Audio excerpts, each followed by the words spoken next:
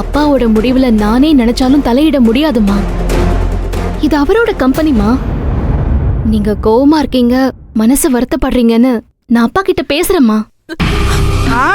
இனிமே பேசி என்ன ஆக போகுது புனிதா? நாங்க அசிங்கப்பட்டது தானே. தேவன் என்னை பார்த்து எப்படி நக்கலா சிரிச்சா தெரியுமாக்கா?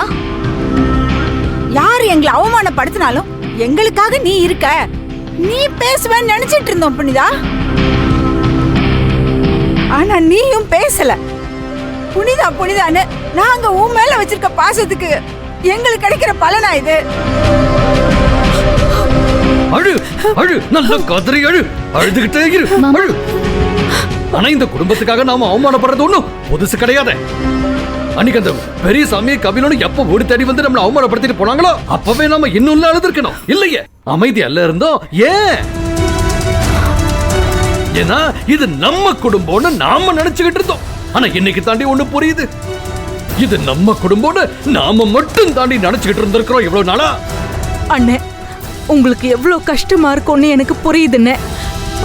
வல்லவனுக்கு ஒரு கௌரவமான பதவி வேணும்னு நீங்களும் நானும் தானே மாறி மாறி ஆசைப்பட்டிருக்கோம்.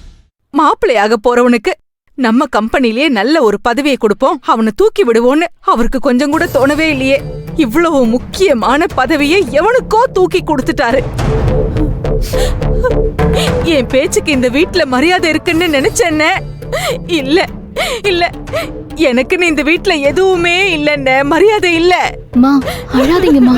இப்ப அழுது என்னமா பிரயோஜனம்?